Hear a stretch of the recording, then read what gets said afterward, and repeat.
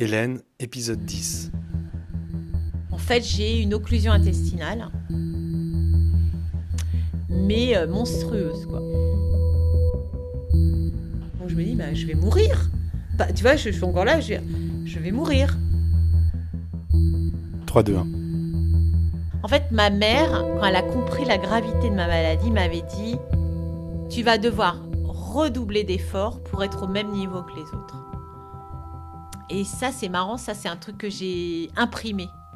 Oui, elle me disait de continuer. Je sais pas, elle m'a toujours dit non, mais on va y arriver, on va continuer. Et puis il faut vivre. Et puis c'est parce qu'il y a ce problème-là qu'on va pas rire, qu'on va pas manger, qu'on va pas s'amuser, tu vois. Et ça, c'est marrant. Ça, c'est un truc que j'ai imprimé.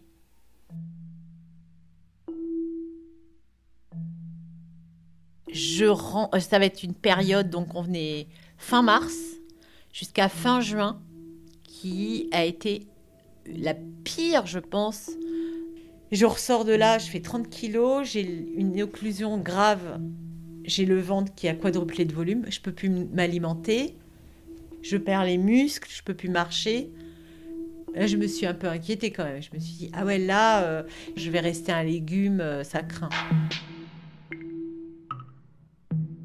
J'ai attendu 4 mois. Et puis un jour, ça a remarché. Je ne sais pas pourquoi. Mon intestin s'est mis à refonctionner.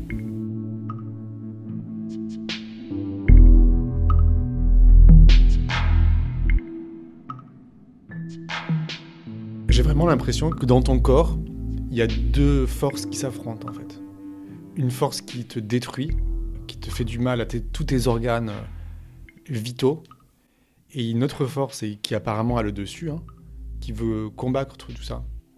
Moi, je sens une énergie, c'est pas une force, mais moi, je sens de la vie. Je me dis quand même que j'ai une très bonne nature avec tout ce que j'ai vécu. Donc je me dis, ouais, si j'avais pas été malade, waouh, j'aurais eu une super énergie. La tarte aux framboises. Ça c'est bon. Non mais les framboises, c'est un de mes fruits préférés quand même. J'adore ça. En mai, le 13 mai, parce que ça c'est facile de se souvenir de ça, parce que c'est toujours mon anniversaire. Je fais une immense infection. 42 de fièvre, je ne retrouvais plus mes amis, je les cherchais partout dans mes rêves, je délire complètement, je vois des Japonais qui m'attaquent, je me souviens très bien que je voyais des Japonais qui m'attaquaient.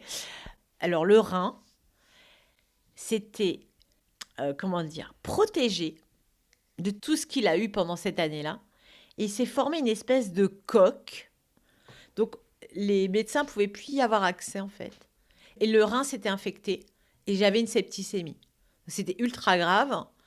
Et je perdais complètement la raison. Enfin là, j'ai complètement... je ne sais pas si c'était les médicaments ou l'infection, mais j'avais plus du tout ma tête. Et là, le 13 mai, j'entends le médecin me dire on va vous enlever le rein. On l'enlève. Je me souviens très bien de me dire enfin. Vraiment un immense soulagement. Il l'enlève. J'ai plus la poche parce que moi, c'était un peu ils vont m'enlever cette poche et tout ça. Donc, ils m'opèrent.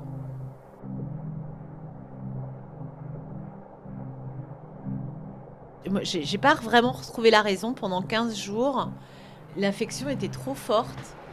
La psy me disait que je pleurais en me disant « je veux pas mourir, je veux pas mourir ». Guillaume et Anna ont passé un moment en se disant « elle passera pas la nuit ». Moi, je perdais complètement la raison. Je regardais les gens, mais je les reconnaissais pas. Je perdais l'usage de la parole. J'arrivais plus à parler. Mais j'ai fait un rêve très, très précis. Mes amies Letty et son mari et Romane, qui est ma filleule, et sa sœur, devaient prendre un avion. Et je me disais, il va tomber.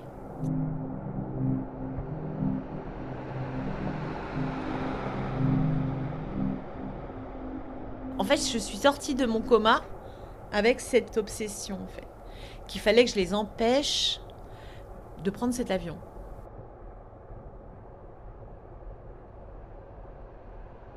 Parce que après cette torpeur, je me suis réveillée sans muscles. Je pouvais plus bouger du tout. Donc j'étais dans un lit avec des barrières pour pas tomber. Et mon amie Ariane me disait « Non mais je comprends pas très bien ce que tu me dis, Hélène. » Je crois que je parlais comme ça. Bada, bada. Et elle me dit « Non, non, Hélène, je te comprends pas. » Et donc je recommençais. Mais « Ah non, non, Hélène, je crois que là, je te comprends pas. » Et un jour, j'ai fait une phrase. Alors pas très structurée, mais c'est revenu comme ça. Et puis au fur et à mesure, c'est revenu assez vite en fait.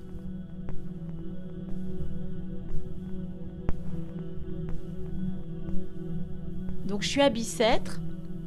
Je me dis, bah, ça y est, je suis un légume.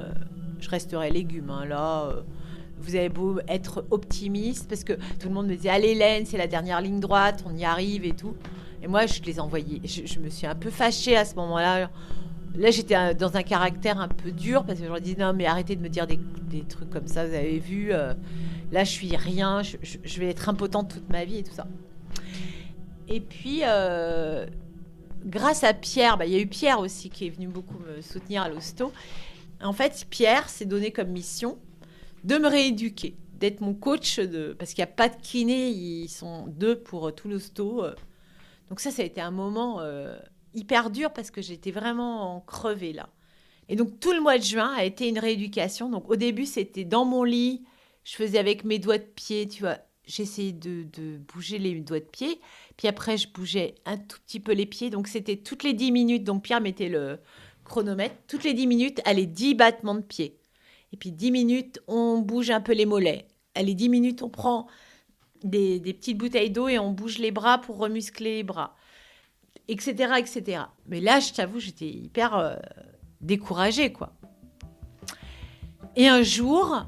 C'est l'après-midi, il fait chaud dans la chambre. Je me dis, oh, j'aimerais tellement sortir de cette chambre. Et je m'agrippe à mon déambulateur. Toute seule? Bah oui. Et hop, je m'agrippe et je me lève. À suivre.